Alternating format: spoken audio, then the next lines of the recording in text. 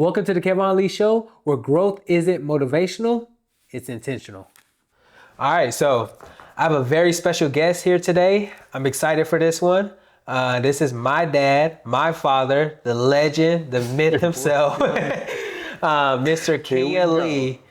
How do you feel? I feel good. How you doing today? I'm doing great. You here out of town. You live in Mississippi at the time, but you came down for Christmas to see your granddaughter. How's that been? Oh, that been great, man. I've been able to spend a whole lot of time with her. You know what I'm saying? Just get close to her. I'm loving it. Every bit of it. No, it's cool. It's cool seeing y'all's relationship. Like even the first day, she was just sitting by you, looking at you, talking to you. She gravitates very well towards you. So that's just a testament of the energy you have, the relationship that we have. So right. But today I want to really get to know you more because I feel like I wouldn't say there's a gaping hole or there's a gap in between. Absolutely. Like I do know you, but I know there's things that I don't know. Mm-hmm. So let's talk about your childhood. So when you think about your childhood, what's the first thing that come to mind? Like, was it, how did you feel emotionally? How did you feel physically? Your relationship with your parents? Like, how was that? It was I want to say it was good and bad. You know, if you want to, say it like that. Yeah, I had to deal with abuse, my father abusing my mom. And so that impacted me growing up in a real way.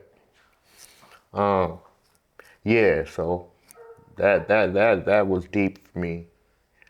So like experiencing that, what did that like really do to you? Did that make you see your father in a different type of light? Actually, it didn't. I love him just well. I love my mama, even through all that. But it brought a lot of fear. You know, it put a lot of fear in me. You know, when I was small, I was bullied a lot. You know what I'm saying? And, kind of scary because of witnessing my father whooping my mama as a kid, I've never... That traumatized me. Yeah. For real. Yeah. You know? And you hear about things like that a lot, the father abusing the mother and stuff like that. I've never actually met my grandfather. Right. What are some things you could say about him? A real good man. You know what I'm saying? Even out of all that, because as I went through what I went through with him, he went through issues, what I'm saying, growing up too. But all in all, he's a real good man, you know what I'm saying? Besides his issue with putting his hands on my mama, growing up, I had everything we wanted. Christmases was great. You know what I'm saying? We lived middle class, pretty much. Other than witnessing abuse, everything was good. Yeah. Okay, and what about your mom? Like, how did she feel? Your mom, my grandma, how did she feel during this time? Did you notice the things, or was it like done in the dark so you didn't notice it, or like what age did you start noticing? What did I start noticing? Yeah, the abuse and stuff. Oh, it was when it happened. It wasn't we waking up out of our sleep. You know what I'm saying? Them fighting. That's when it happened. When it happened, that's when we witnessed it, it's terrifying. Yeah. To this day, that kind of bothers me.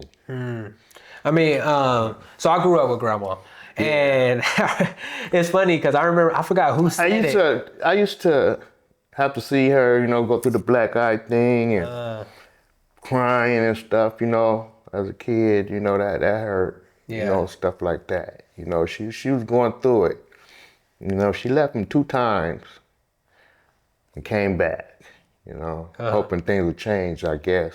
I was small, but the 3rd time she left and didn't come back. How old were you around that time? When she left him, finally, I was probably around 9, probably. So Uncle Jamel was like, what, 2? Jamel's 6 years, yeah, Jamel's. Okay, so he was like around 3. Yeah, kid. Okay. But so when I think about grandma, she passed away about 5 years ago, and people used to also say, yeah, grandma, she doesn't like men. I've been with grandma for over 14 years. I've never seen her date. I've never seen her really even associate with any types of males, only in our family. But like you just said, you still think about it today. I'm pretty sure, for grandma, it was very traumatizing, but that didn't change who she was. No. Because, she was a very loving woman. I remember one time we had left church and she was like, okay, this woman gonna come stay with us. I said, grandma, what do you mean this woman gonna come? I'm 15, 16 years old. I said, I don't even know who this woman is. She was like, we gotta let this woman come stay with us. She stayed with us for about 2 weeks. But that's just the type of woman she was, She didn't know who the person was, because I'm thinking like, grandma, this person could kill us. We live in San Bernardino. We don't know this person. But she met the person at church and she decided to allow that person to come stay with us. So I know you mentioned it to me before, after you moved, was your father still in your life, or did you go visit him every once in a while? When she finally left him, we were still in LA, and we seen him sometimes, but no, it was pretty much. And then we moved to San Bernardino, so that's it's 60 miles from LA. So we didn't really see him too much till I got older. Till I got like 18, then I would go drive down there and see him, Okay, and how was that, not growing up with your father from 9 to 18? It really sucked because, I didn't have that guidance that I needed, I think. I kind of detoured to, friends in the street, buddies on the block, for comfort and, brotherhood or whatnot. Yeah. So, yeah. Okay. And so, like, during that time, how was it with grandma? Ma always been loving and caring. No matter what I did, she was there. I mean, that's, through all my everything, she was always there. That's, yeah. That's why, with you, I was like, he's in a good spot. You know what I'm saying? That's why I really kind of allowed that to just stay and not really take you back, because I knew that was a decision I made at that time for her to keep you. You know what I'm saying? Because I was still working on myself. But I knew that you was in good hands. Yeah. So, you feel me? Yeah. She's real. Mom is the greatest. Yeah, she was the greatest. She believed in whooping that butt too. I remember we was all sitting around the table, and it was me, you, and a couple of my cousins. We were just talking about the whoopings, and we started tearing up. We just remember like, oh man, she did not play. She gets satisfied. Exactly, but you knew she loved you. At the end of the day, you knew she loved you. That's what it trickled down to you when I had you. You know what I'm saying? It was just real love. I could only give what was shown to me. And that was real love, you feel me? So that's what you got. Yeah. Even though, what we went through and everything, you knew our bond always been pretty good from the jump. No, definitely. And I always tell people that me and my dad, like, we're pretty close. We talk still and stuff. All the time, right? And I still seen you a lot growing up. You would come by, and then once we both moved to Mississippi, I would see you almost every single day. Even though I was still staying with grandma, I know you stayed somewhere else, and I would still go see you. Even at one point, she asked me, "Did you want Kevon? You wanna, me? I'm young man still, not really knowing. I'm like, I should have said no." Come on, let him, what I'm saying? Come on and went on to raise you. You was already half 12, you know what I'm saying? But I should have went on, but my choice was to let you stay with her, because it's gonna help her, you and her out. The money she was getting, to help, and I know she'll do right.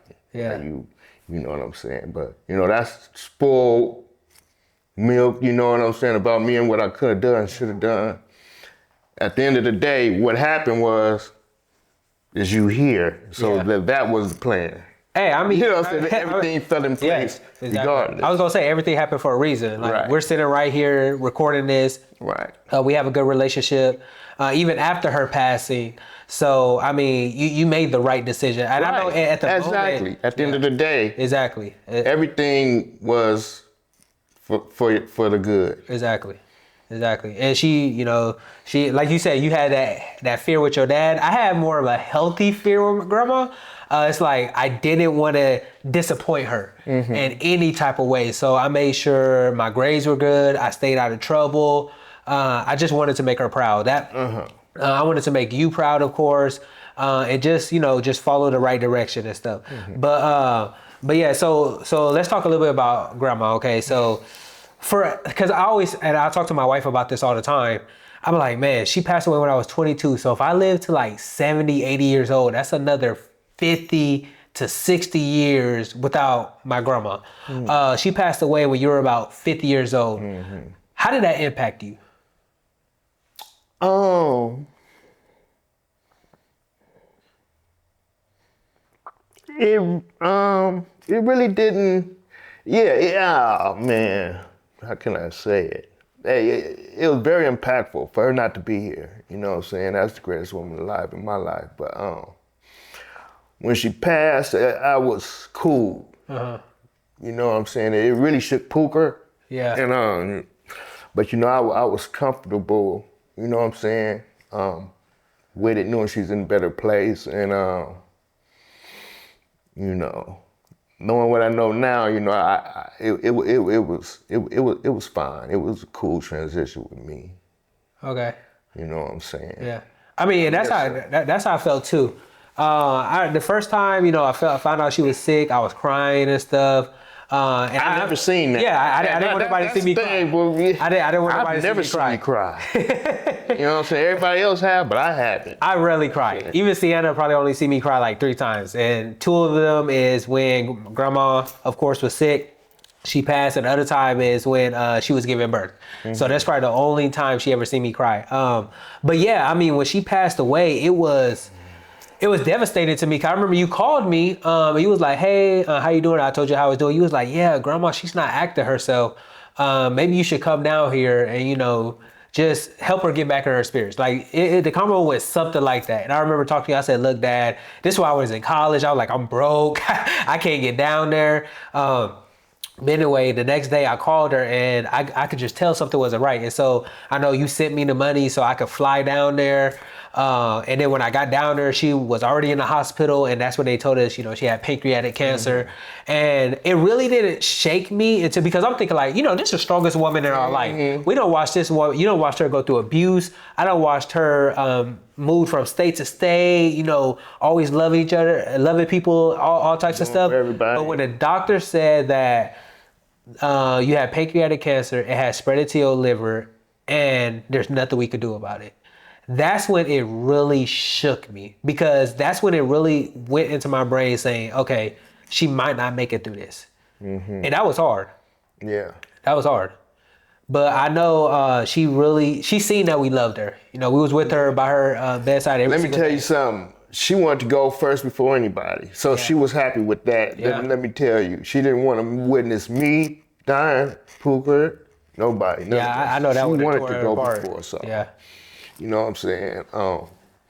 Which I didn't think would happen, but it happened her way. Yeah. I thought she was going to You do know about what I'm 100. saying? That's exactly how she wanted it. Yeah. So he granted her that. Yeah, I mean, I thought she was gonna live to 100, so it was like shocking to me. She really didn't have too many health problems. So she was, like I said, she was always traveling. Yeah. I thought she was gonna live forever. I don't know what it is, but we just think our grandparents are going to live forever. You gotta stay mobile, man. Yeah. You got to stay mobile. You got to stay doing stuff. You got to keep your body moving. This is your the vessel. You gotta keep it moving. As you get older, you stop moving so much, and you know what I'm saying. Yeah, a lot of stuff just starts sitting in, man, and Yeah, I mean, look at you. You're 55. You look amazing. Dang, you almost 60. That's insane when I think about it. You almost there to 60, but I said you look good. You just did a backflip the other day. I was shocked. I mean, I knew I've seen you do it before. When the last time you did a backflip? It had to be like 10 years. Yeah, years. But you came up in here, did a little warm up. But going back to when I was raised, the abuse with my mom and father, that was my go-to though. Where I learned how to flip. Gymnastics. I learned how to tumble, and that was my getaway. Okay. You know what I'm saying? I put my all into that. Did you see somebody do that, or you watched it on TV, or somebody invited you to a gym? Actually, guys on the street, they knew how to flip. Right? Some older guys. I was about 5 or 6. They probably was like 12, 13. Okay. They taught me, and that was all she wrote. You know what I'm saying? Then I was the best guy, best flipper, my age, every elementary I went to, But like I said, I wanted to go to gymnastics and go to the Olympics, but, What happened? I didn't really. My mom, my father seen that I was flipping. They seen, you know what I'm saying, but they didn't really say nothing about putting me in it, or I didn't really say nothing to them about it. So I guess that's where, you know what I'm saying, it didn't happen, but I don't know. They probably could have seen and say, boy, let me put you in gymnastics. You feel me? Yeah. I don't know, but yeah. Flipping was my go-to. You know what I'm saying? I got a lot out of that. Practice a whole lot. Shoot, I wish I could flip like back then. I'm telling you. I know, shoot, you did it bad. I can't touch you now. So I can only imagine, 30, 40 years ago. Yeah. Almost 50 years ago. What you was doing. And so let's talk about them teenage years, which I feel is very pivotal because you could, you lived in LA at the time, then you moved to San Bernardino. How was those years? Yeah, well, I was glad we moved out of LA because I was tired of running home from school. What do you mean by running home from school? Shoot, the kids trying to jump on you, fight you, trying to join the gang and all this mess. It was crazy. You had to walk to the store, you had to watch your back and sneak. Yeah, but we moved to San Bernardino, so I was like, cool.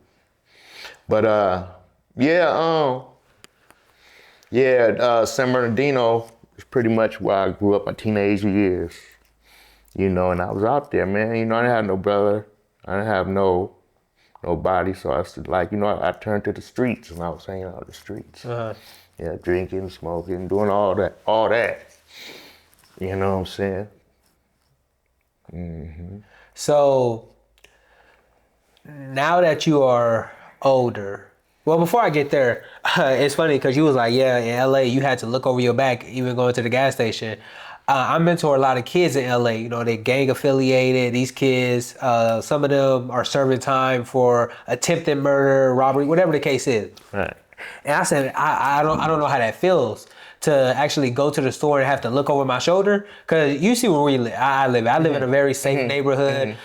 Somebody came and asked me like, hey, yo, where you from? I'll be like, I'm from Loma Linda. I wouldn't think, to say, but these kids that I mentor, they'd be like, oh, I'm from this block, this street, something, crib, whatever the case is, right? And so that's a whole different lifestyle to where I asked one of my students, he was getting out, and I said, so when you go out, like, do you, how do you wear your hair? Because he had dreads. He said, oh, I don't show my face at all. I said, what you mean? He said, I'm ski masked up.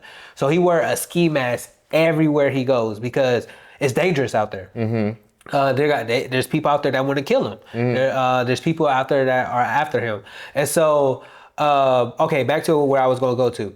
All right, so since from your teenage years, if you could go back, because right now you're wiser, you're older. If you could go back, would you change things, or would you say, you know what, I had to go through that?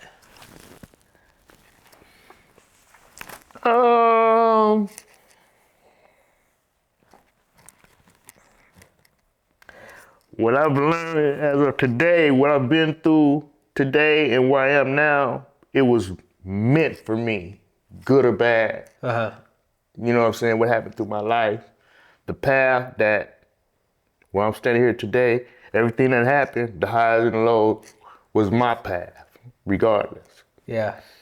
You feel me? Yeah. That's how I look at it today.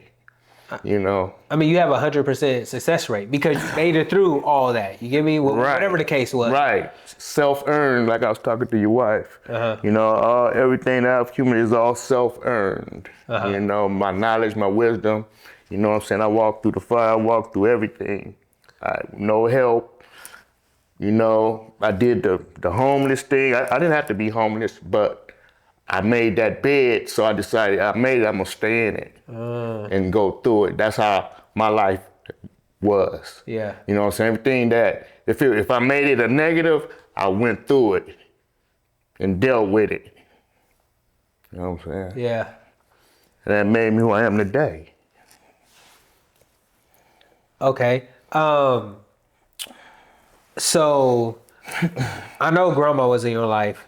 Was there anybody else? Like, because I know your father wasn't too much in your life. You can't think of any other male, or was it just you and grandma? As far as a real figure like that, no. Like, a father figure, like, no. Do you think you needed that?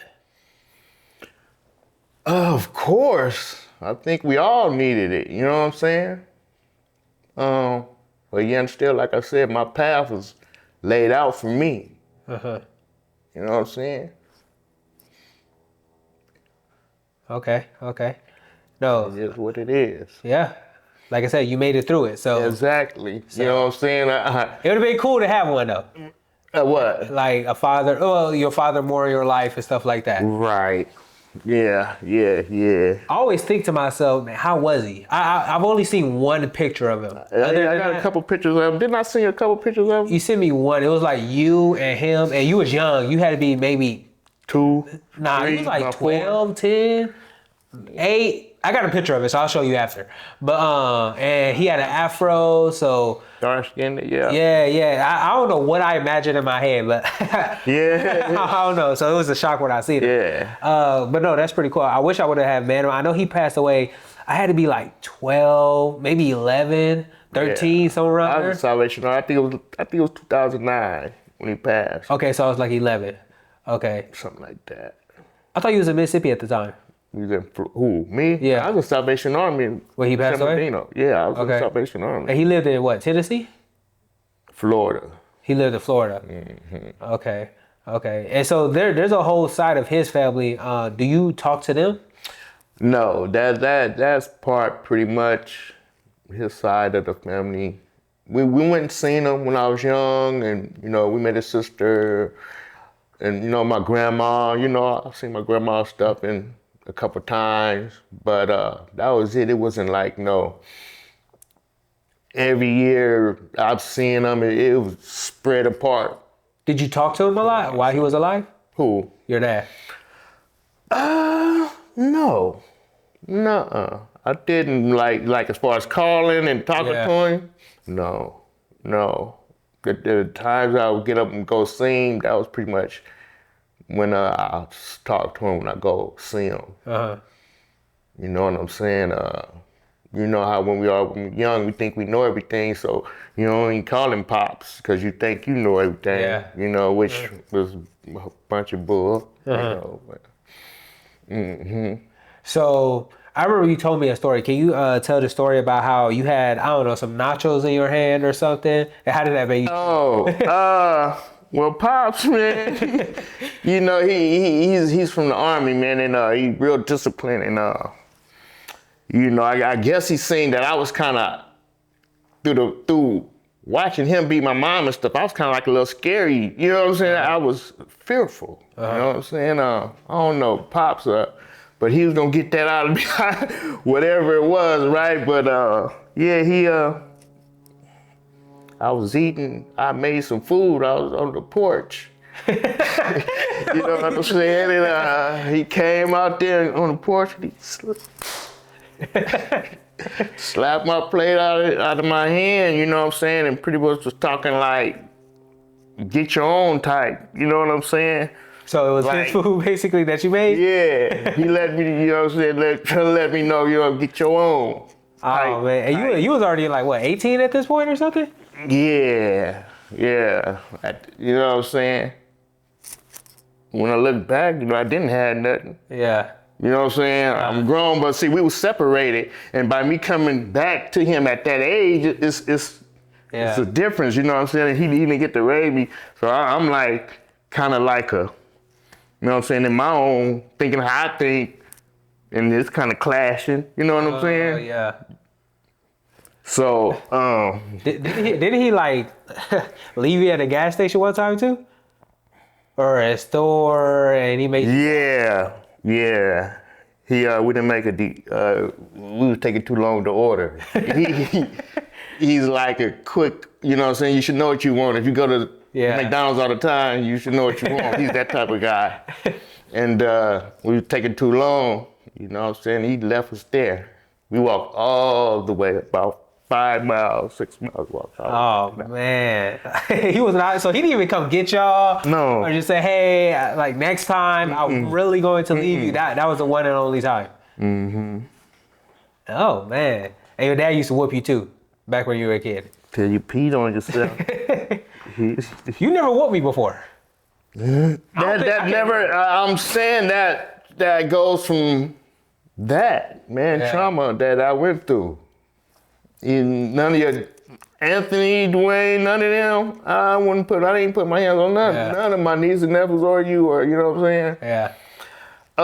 Matter of fact though, when you were small though, I used to, you know what I'm saying? I popped your butt a couple times, you know what I'm saying? Get right, but you get right quick, you know what I'm saying? You didn't play with me. I do want to talk about this real quick. So the night I got shot, you left. You left that night, and I thank God all the time that you left, because if you would have been there, you probably would have been dead, right? So like you said, your path is your path. You left that night. It played out just how it was supposed to play out. Yeah. Go ahead. So I get shot. Mom gets shot. Robert gets shot. We all head to the hospital. I'm in there. My mom, she got out that same night. I don't know how that. She didn't want to stay. They wanted her to stay, but she wanted to come leave. back and get back striking high. Okay. So she left. I'm in the hospital. You come back home the next day. Tell me about that. So I come back home the next day, and you're gone. Sonya's there getting high, but she done got shot. Robert was going in the hospital. Yeah. So Sonya tells me what happened. So it took me like 15 minutes for it to set in. It was unbelievable. Like, you feel me? Yeah. It took about 15 minutes for it to set in. Then I started crying. You know what I'm saying? Like, what the heck? Right? So, yeah, that was how that went. We was going at that point. We tried to come and visit you at the hospital. They wouldn't let us see you. Her family, side of the family, was acting a fool. Your mom telling them I'm doing this, and how she, putting a bad tag on me when that's not it. But and so they was all against me and this and that, and you know what I'm saying? So we just had to get in classes and stuff and set everything up. You know what I'm saying? Start seeing you again and trying to get you back. That was that. Yeah. But, man.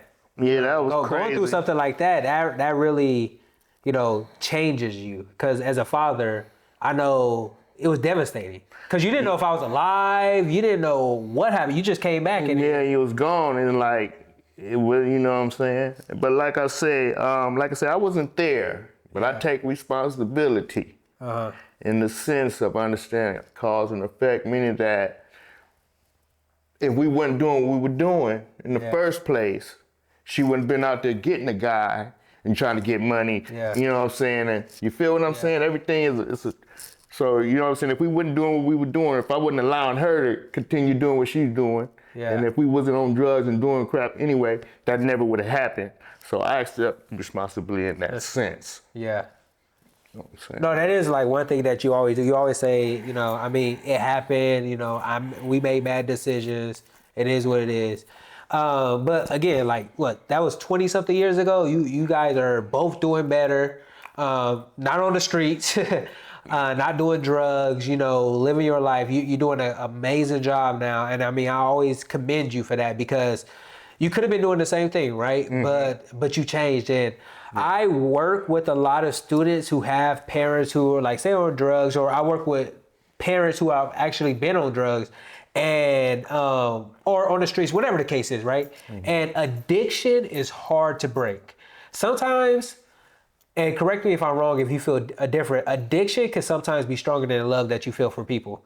Because you'll be so addicted to something, it'll get in the way of you loving somebody else. Yeah. Mm-hmm. So now it's a disease. That's what they teach you at the end of the day when it's a disease, and when it's a disease, it's like, you feel me? Yeah.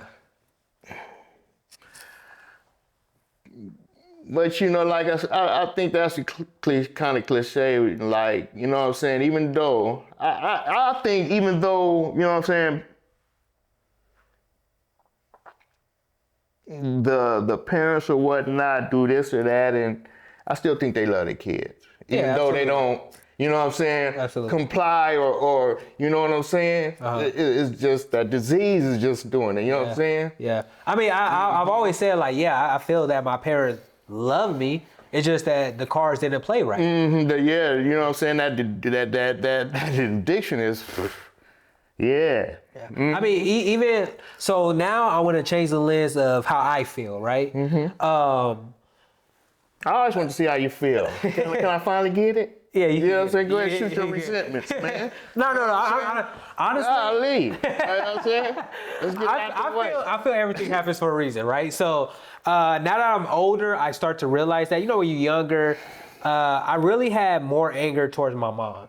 Mm-hmm. I don't know if it's because she was there or, you know how my mom is. Mm-hmm. I don't know I had more anger towards her. And like I said, I've always been closer to you. I've always gravitated closer to you. Well, my love always been for real. So I think that's exactly why it was nothing. It was always total love, man. You feel what I'm saying? Because that's, my mom gave that, and that's all that I could exude to you. And I think that's why, you know what I'm saying? Exactly. But Exactly. So when I was younger, I felt very angry. But it's crazy because, and I read the study on this, but basically, I guess there's like it probably was a metaphor, but like we are chemically designed to love our parents no matter what. So it's like, no matter, like my mom, she still put me through the ring of fire, and I still love the woman. Mm-hmm. So I don't think there's anything that you two could do for me not to love you. And I mean, and I've always preached you. What have I preached to you about your mama? What have I told you about her? That, she just went through a lot of stuff. No. Tell me. I've told you only got one mama. Oh, yeah. You love your mama regardless. Yeah. You know what I'm saying? And evidently it worked. You know what I'm saying? That's what I told you about her. And I do. Regardless of what she did, been through, or what, you know what I'm saying? Exactly. And I do love my mom, and I do love you. So yeah, and I mean, I have a daughter now, and like I said, I couldn't imagine anything she could do for me not to love her. So I understand, and I could feel the way that you guys love me because, I'm your son, she's my daughter. When I look at her, it's like a different love. It's something you can't explain until you actually have a child. Right. It's different from loving a spouse, from loving a family member. But when you have your own child, it's like, okay, like I'm responsible for them. I love them. My daughter, when she gets scared, she runs towards me, she hugs me. If we out in public, she'll like hide behind me because she's nervous or shy or something until, she warms up. Because when she warms up, she'll go around anybody. But yeah, so so I've never hated you guys at all. That never ever crossed my mind. I used to be angry, and mainly because And this is more towards my mom and not you, but it's just like, man, she got so many mental health issues now. It's like, why can't you just be my mom and that's it? You get what I'm saying? I feel your pain. You know what I'm saying? Like, yeah, I really do, man. Like, why can't my mom, you know, everybody got a mom, you know what I'm saying? Like, whooping, and I got to deal with it, you know what I'm saying, like this. But guess what? Be thankful that you got a father that, you know what I'm saying, got his head together. So, you feel me? It balances out, you know what I'm saying? You still win. Yeah, definitely. Because one of us got a solid mind, you know? Yeah, definitely. Okay, so, dang, we done had some great conversations today. All right, so now, what was the biggest pivotal point of your life? Like the biggest turning point that you could pinpoint that just changed the trajectory of your life? If you could put it on one thing, what would it be?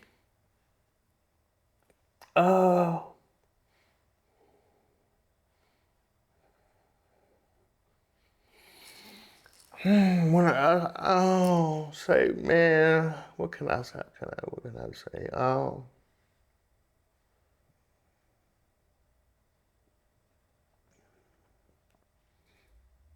I would have to say when I really stopped, man, and started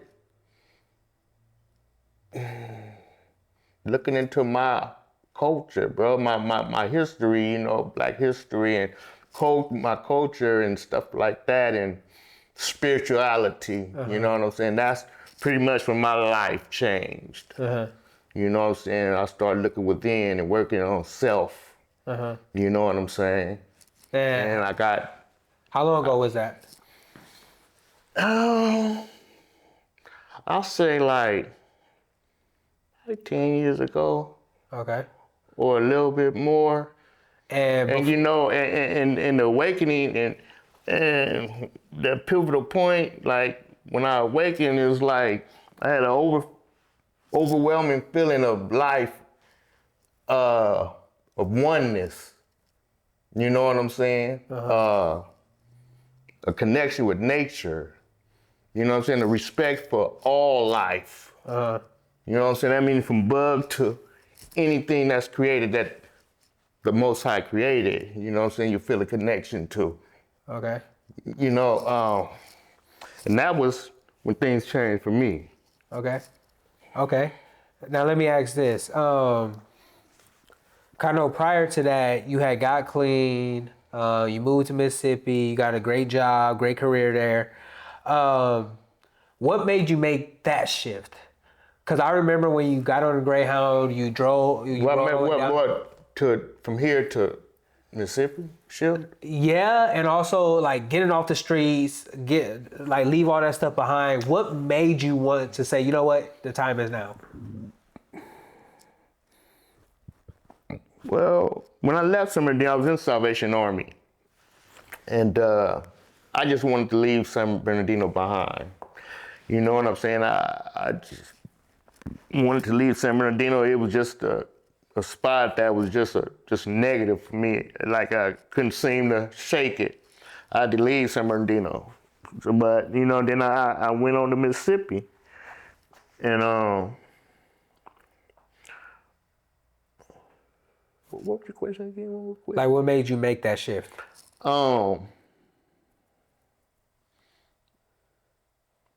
Yeah, so I moved to Mississippi, man, and, you know, new places, new things, you know what I'm saying? I'm not around my old areas, old people, you know what I'm saying? I definitely didn't want to bring that dragon to Mississippi, you know what I'm saying? That beast, you know what I'm saying? So that was a, you know, turning point, you know what I'm saying? I refused to go out there and be an addict, you know what I'm saying, or whatnot. It was just a lot of things, but yeah, when I went out there, that was just the difference, man. You know what I'm saying? I've been working 15 years now. That's the longest I ever worked. At one job. One job, you feel me? Yeah, I remember when you first got it.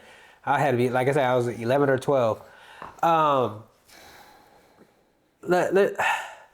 What's the, if you could say one thing to, you know, the younger generation, what would it be? Like I told you, well, one thing that you said to me, and I took this so serious, and I even tell other people this. You told me to use your car as your library and not your nightclub. Right. So I stopped listening to music in the car. I listened to podcasts. I listened to books, whatever the case is, and I grabbed a lot of knowledge from that. And I feel like if people would just make that little switch, That goes to me, so I can answer your question. Yeah. On that. Just on that, man. Read. You know what I'm saying? Read. Start thinking for yourself, man. Read. Find some knowledge out for you, for yourself. You know what I'm saying? Don't. You know, as you get older, you know what I'm saying? It's like you got to think for yourself and research for yourself and find out what's really going on. You know what I'm saying? Reading. Get you out of a lot of situations, you know what I'm saying? Reading, you can become a millionaire. Yeah. You know what I'm saying? Reading, you can, you know what I'm saying? It gets you out of the dumps. Yeah. It really helps. Sure, I heard this saying it's like black people, you throw them a book, but they gonna throw it right in the trash. I was just about to say, they said you want to keep something from a black person, put it in his book, right? That's wild. Yeah. I mean, and nowadays, you know, there's no excuse. If you don't want to physically read the book, you can listen to it. Right. We have Audible, right? You sign up, you get a credit every single month, you buy a book. This year alone, I read 6 or 7 books. I think 6, 7. I got my audio, I got about 60 books.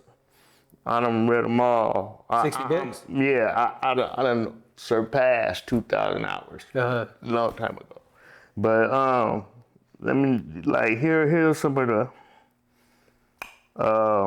books that I listen to. Let's see.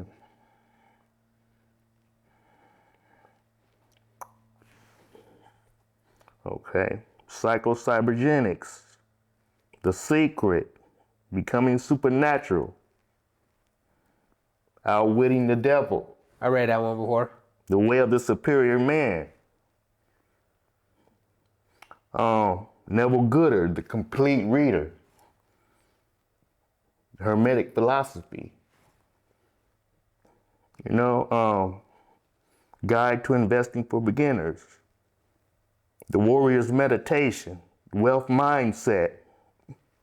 As a Man Thinketh. The Law of Attraction. These are some of the Bible, you know what I'm saying, books that I read. Yeah, yeah. And you say that's just half of them. Yeah. No, that's good, right? Like I said, if you want to... There's a lot of knowledge and wisdom in them. Definitely, right? Definitely. Yeah, books are amazing. Reading is amazing. Knowledge is... I tell people, knowledge is not power. Applied knowledge is power. Because you can know everything, but if you don't apply it, then what's the good about it?